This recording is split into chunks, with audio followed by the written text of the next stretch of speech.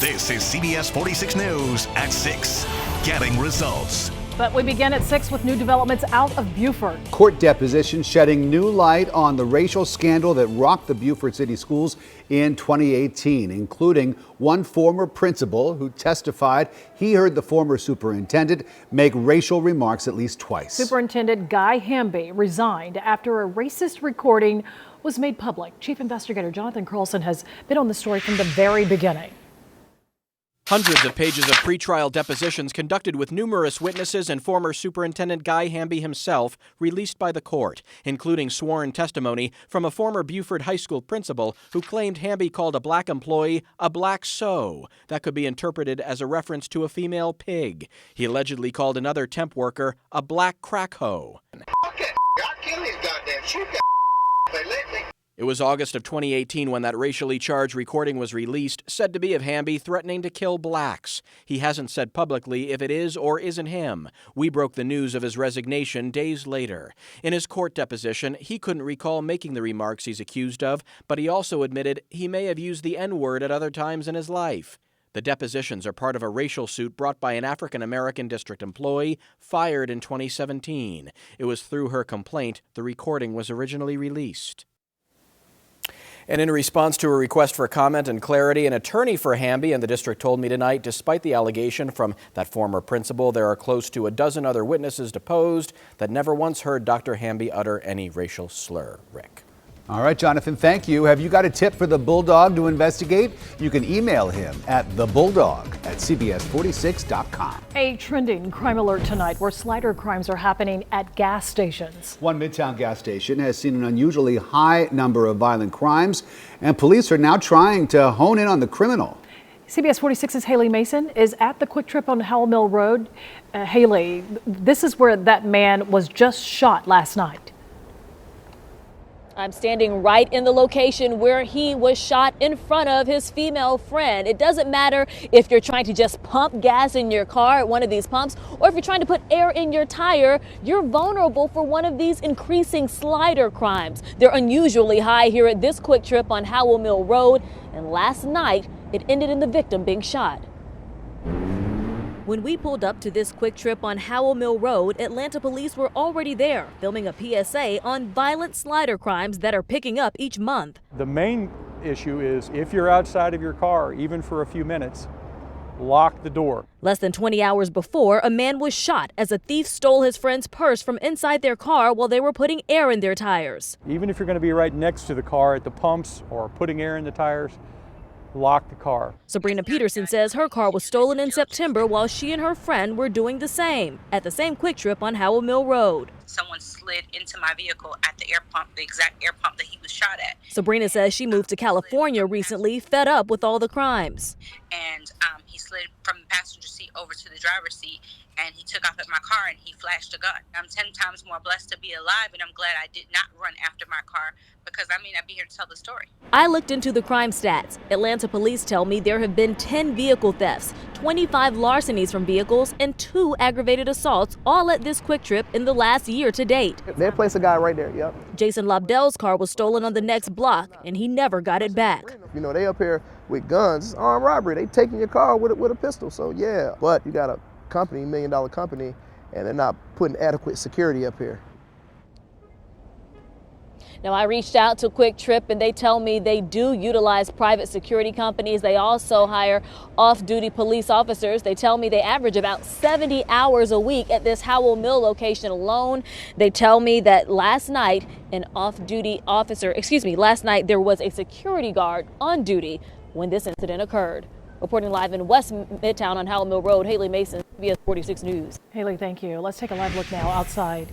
Folks, it's Valentine's Day. It looks nice out there. It is. It's time to snuggle up with your sweetie because, ooh, it's cold. Jen, I went outside and I need a jacket. I need a fur coat. I was just thinking of that heated blanket. How good does that sound right now? Snuggling up under that. Temperatures are cold. Right now we're in the 40s. We were in the 50s today. We got up to 52, but now already dropping quickly. 48 in Atlanta, 43 in Canton and LJ. And as if that wasn't bad enough, and then you factor in the winds. Right now winds of about 10 to 15 miles an hour. So so it is breezy and it is cold, and it will stay that way as you head out tonight to celebrate your loved one on this Valentine's Day. No rain though, so at least it's staying dry, but it will be very cold. 38 by 9 o'clock. By 11, we're down to 35 degrees, and we'll drop down to 31 as you wake up tomorrow morning, but we'll rebound nicely. Lots of sunshine and beautiful weather on Saturday. So tracking some cold weather for your Valentine's night plans. It will be dry this weekend, but we do have more rain in the forecast. It does arrive next week. I'll pinpoint exactly when that rain arrives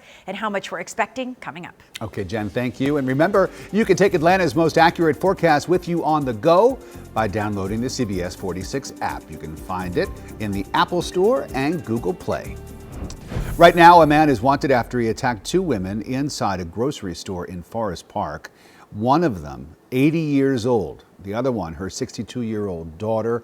Surveillance video catching the incident inside of the wholesale food outlet.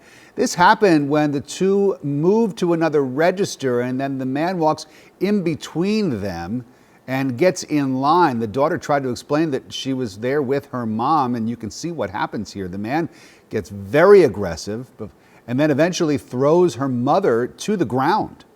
Bruised my stomach up and skinned my elbow, and I felt like, my head kind of jarred, So it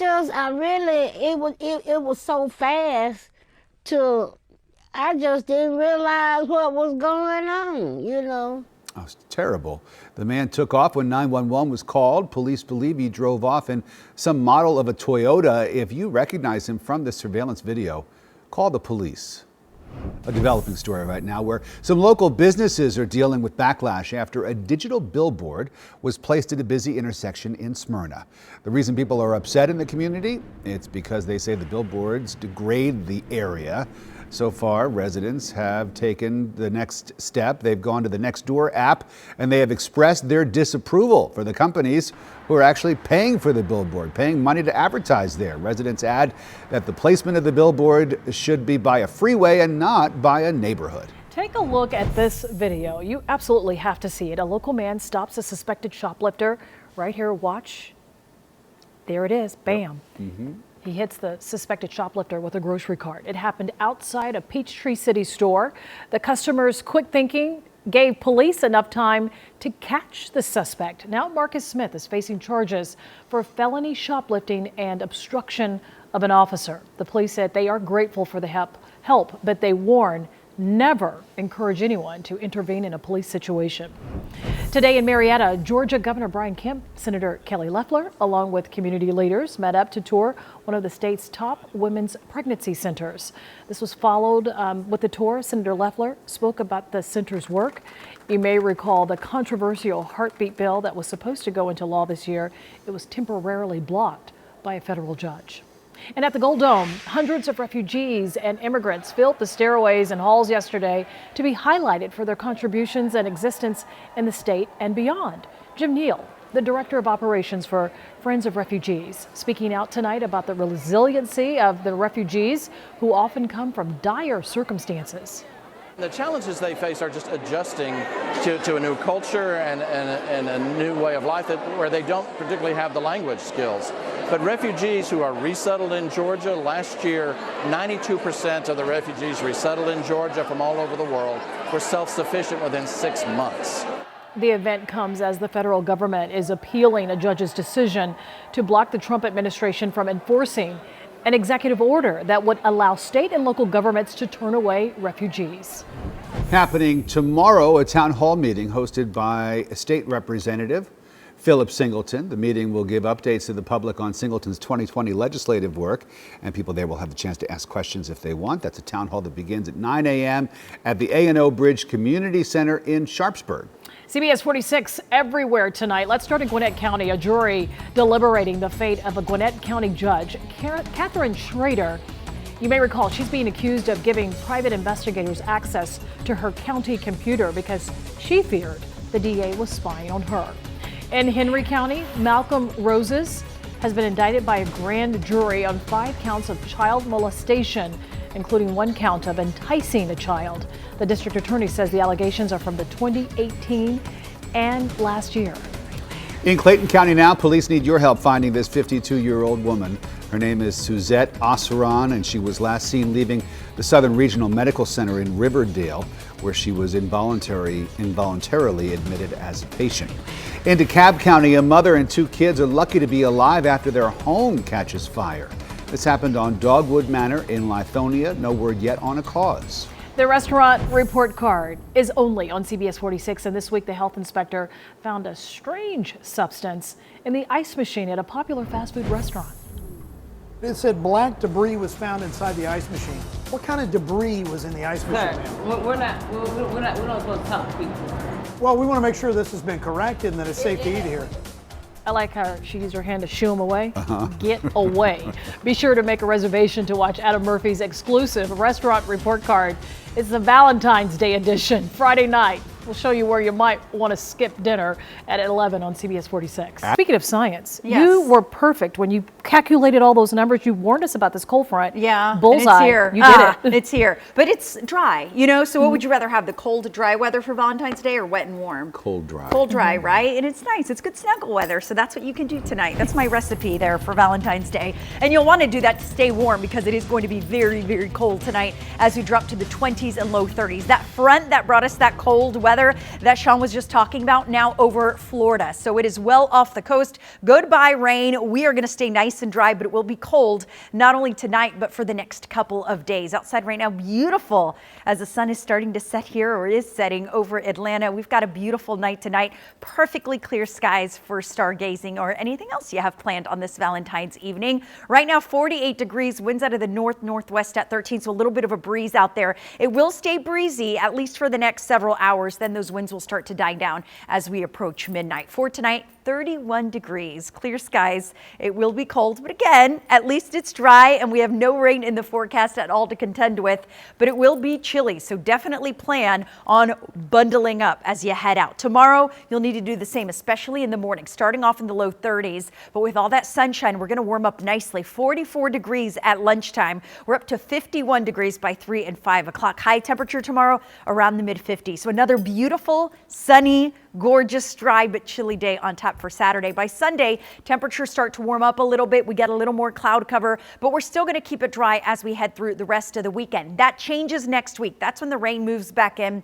Just a slight chance of rain Monday. Tuesday, the wettest day of the week. That's when we have a front moving through. That's going to bring us showers, especially Tuesday afternoon and evening. Then Wednesday and Thursday could see some rain Wednesday night into Thursday morning. So a couple chances of rain next week with some pretty high totals, especially north of Metro Atlanta. Some isolated pockets could see 1 to 2 inches of rain next week. We'll have to watch this very closely because although we're getting 3 days to dry out, which is a blessing and amazing, and we need it after all the rain we've had, still not quite enough. We've still had a lot of rain in February, so any additional rainfall could cause some problems. So we'll be watching for potential flooding next week. Also watching for temperatures to drop once again by the end of next week. It is getting cold on Friday, but until then, just enjoy the fact that at least we're warming up Monday, Tuesday. By Tuesday, we're in the mid 60s. Now,